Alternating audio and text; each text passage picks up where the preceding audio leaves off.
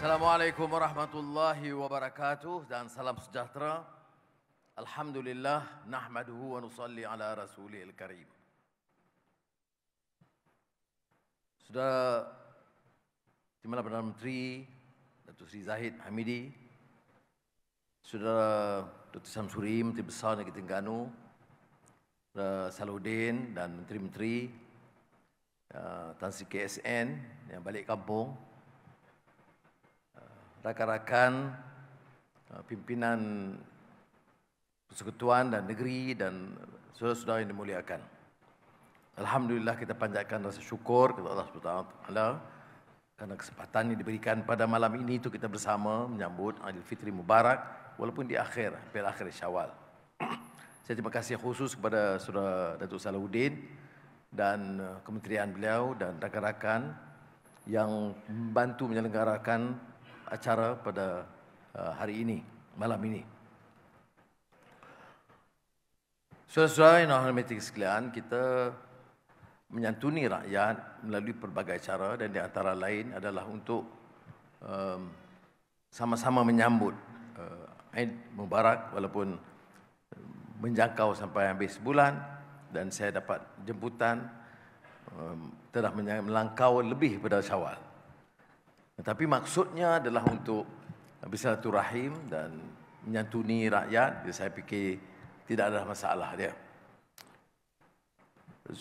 Saudara Menteri Besar menukil pengalaman itu dari surat yang sangat berkhasiat, di antara surat yang amat berharga dalam sejarah Islam yang ditulis oleh Sayyidina Ali bin Abi Thalib radhiyallahu anhu kepada Gubernur Mesir Malik Ashtar. Walaupun kalau kita tahu sejarah, Malik Ashtar tak sempat pun jadi gubernur.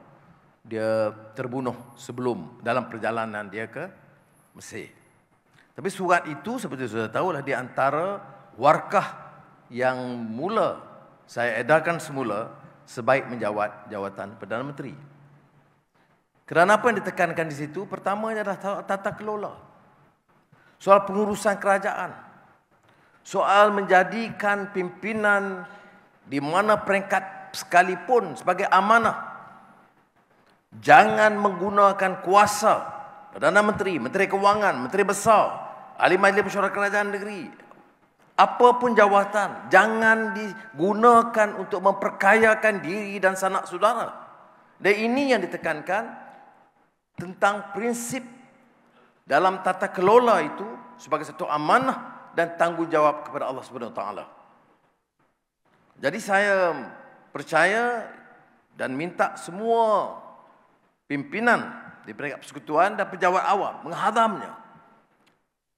Kerana apa yang kita cuba lakukan dalam negara madani ini ialah pertama membetulkan ketempangan salah guna kuasa yang berlaku.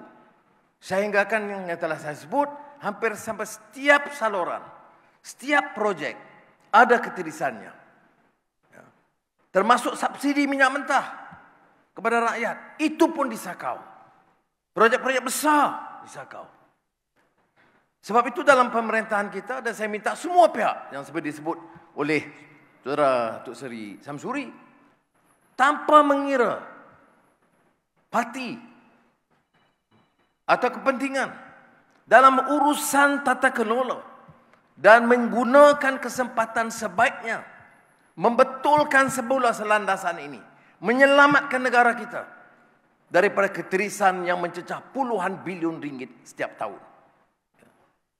Saya sebut perkara ini kerana hampir setiap projek, termasuk untuk rakyat miskin, bantuan minyak di peringkat bawah ada ketirisan. Projek tebatan banjir ada ketirisan.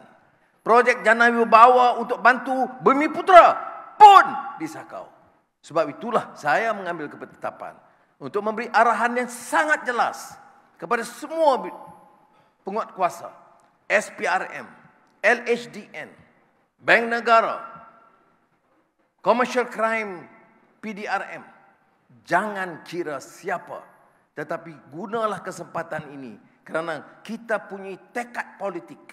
Selamatkan negara ini supaya tahu yang terlibat tahu bahawa sekiranya dilanggar, tindakan akan diambil tanpa mengira kiblat mereka, dasar mereka.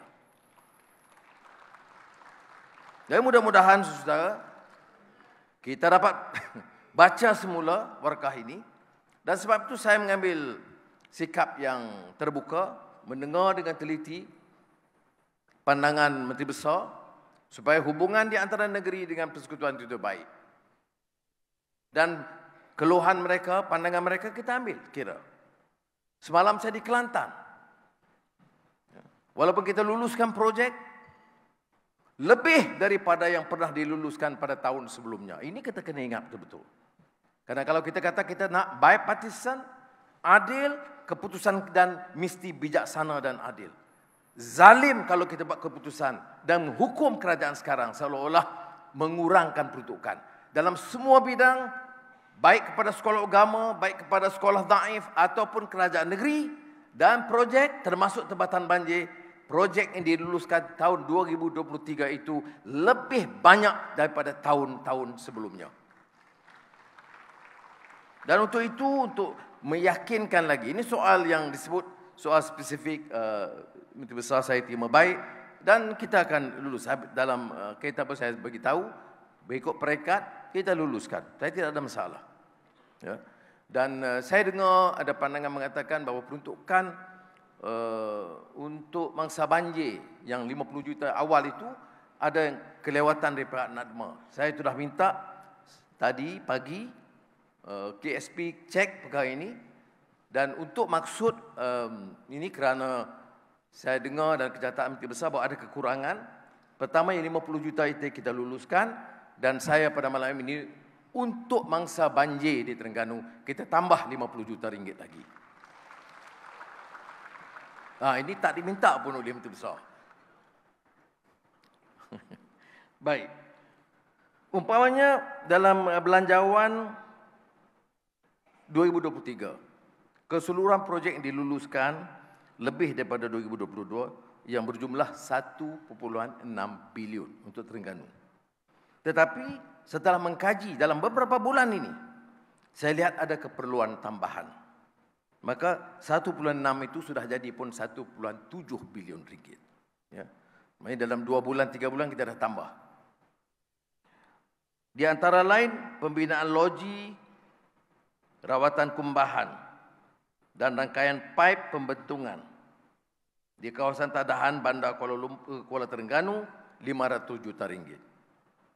Pemeliharaan muara Sungai Merang Stiu 239 juta. Pembangunan pemerkasaan pelabuhan perikanan LKIM Cendering 192 juta ringgit. Dan termasuk projek baru pembinaan jalan-jalan desa menghubungkan Terengganu 124 juta ringgit. Rancangan tempatan banjir yang kita beri keutamaan. Semalam kepada Menteri Besar saya sebut ada projek yang tidak masuk dalam perkiraan kita, tapi kerana kita dapat selamatkan dana tempatan banjir yang bocor sebelum ini, maka kita tambah projek fasa 3 Sungai Golok 1 bilion ringgit untuk membantu Kelantan menghadapi masalah banjir. Untuk Terengganu, rancangan tempatan banjir Sungai Tepuh dan Banggul Air Lilih daerah Kuala Nerus ditender mulai bulan depan, kos projek 410 juta ringgit. Tetapi tentulah di antara yang saya jadikan keutamaan dalam negara ini adalah projek pembasmian kemiskinan, kerana Terengganu masih mencatat di antara yang tinggi. Selepas Sabah dan Kelantan, Terengganu masih kalau ikut angka 2020 itu masih 12%. Sebab itu projek IPR peruntukannya 750 juta ringgit untuk Terengganu, bukan kerana kita pilih untuk bantu Terengganu, kerana jumlah yang harus dibantu itu lebih daripada beberapa negeri lain. Peruntukan pembasmian kemiskinan umum tambahan 100 juta untuk golongan miskin daripada yang kita umumkan sebelumnya. Ini termasuk baik pulih rumah golongan miskin, penyediaan prasarana asas di kawasan komuniti miskin, program latihan kemahiran, jaminan pekerjaan. Kemudian bantuan kebajikan masyarakat. 24,000 orang yang akan diberikan, termasuk orang kurang upaya, dengan peruntukan 130 juta. Kemudian STR, sumbangan tunai rahmah Terengganu, itu mencecah 400,000 orang di Terengganu yang akan menelan belanja sebanyak 135 juta ringgit. So, saudara, saya sebut perkara ini untuk menghindar daripada apa yang dilemparkan fitnah kepada kita. Ya. Dan saya telah juga dalam Jemaah Menteri dengan kerjasama rakan-rakan dan dalam agasi-agasi pusat, Tan Sri KSN pada di sini, kita telah memberikan ketetapan yang jelas, mesti segerakan pelaksanaan projek-projek supaya jangan dilewatkan kerana masalah tebatan banjir, prasarana itu tidak boleh ditunggu lagi bagi rakyat. Tapi alhamdulillah, ya, walaupun kita ambil alih pemerintahan dalam keadaan hutang 1.5 triliun ringgit dan defisit, tetapi alhamdulillah, kerana seperti kita sudah tahu, hasil cukai itu melonjak tinggi, mencatat pertumbuhan yang belum pernah kita catat dalam negara kita ini. Maknanya tokoh-tokoh besar, orang-orang kaya yang kadang-kadang longgar dalam pertimbangan untuk membayar cukai, sekarang membayar cukai. Maknanya hasil kita dijangka jauh bertambah pada tahun ini daripada unjuran yang kita buat dalam belanjawan madani. Sebab itu, sudah lihat umpamanya, pertumbuhan suku pertama tahun ini itu jauh lebih tinggi daripada unjuran Kementerian Keuangan dan unjuran Bank Negara. Yang diumumkan semalam, pertumbuhan kita untuk suku tahun pertama 5.6%, iaitu lebih tinggi daripada suku pertama tahun lalu, yang mencacah hanya 4.8% 2022, dan 56% ini lebih tinggi dari Indonesia, China dan Vietnam. Sebab itu saya tak boleh remehkan, saudara. Terima kasih. Kerana Indonesia 5%, China 4.5%, Vietnam 33%, Malaysia untuk suku tahun pertama 2023 5.6%.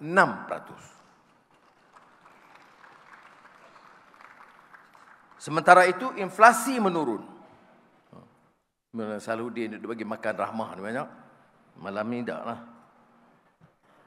Daripada 3.9% suku keempat, inflasi suku pertama 2023 turun 3.6%. Pengangguran suku pertama kurang 1%, 3.5% ketimbang suku keempat 3.6%.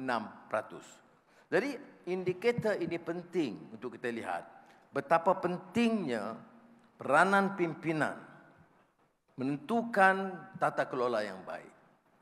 Menteri Pelancongan ada, kita lihat lonjakan yang luar biasa suku pertama pelancongan ke negara kita, dan saya percaya beliau akan atur supaya ia beri manfaat pada semua negeri termasuk negeri Terengganu. Ini kalau ada masalah, Menteri Besar kontak dia direct. Sebab dia bagi jaminan kepada saya, bukan saja untuk Sarawak, kerana dia keutamaan dia Bintulu, kedua Sarawak, tapi kita minta supaya diagihkan. Dan seperti mana saya sebut sebelum ini kepada Menteri Besar dan perjumpaan dengan rakan-rakan Terengganu, bila kita ke negara China dan disebut tentang projek-projek pelaburan, kita sentiasa sebut supaya diberi ruang, diberi galakan oleh kita, mereka jangan hanya tertumpu pada Lembah Kelang, tapi sekarang Johor,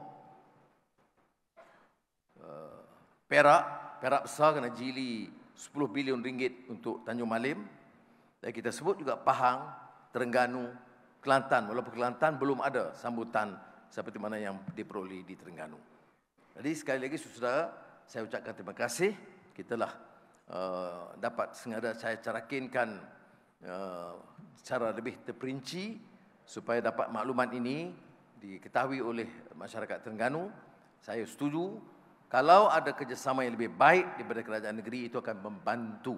Ya. Seperti mana masalah yang besar di Kelantan, iaitu air. Jadi saya sampaikan kepada Menteri Besar, lepas itu bincang dengan Menteri Sumber Asli, Saudara Nik Nazmi, dan saya persembahkan kepada Bahduli Yang Maha Mulia Tuanku Sultan Kelantan bahawa Kerajaan Persekutuan akan bersama untuk memastikan kita selesaikan masalah air di Kelantan yang berlarutan selama puluhan tahun. Ya. Tentunya jumlahnya besar, tetapi kita kena cari kaedah kerana tak ada lagi alasan untuk melengahkan.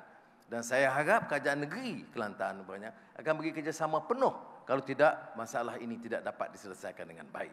Jadi sekali lagi saya ucap terima kasih kepada rakan-rakan Timbalan Perdana Menteri yang ada dan menteri-menteri dan menteri besar dan rakan-rakan pimpinan di negeri Terengganu. Semoga Allah Subhanahu Wa Taala memberkati usaha kita bersama. Assalamualaikum warahmatullahi wabarakatuh.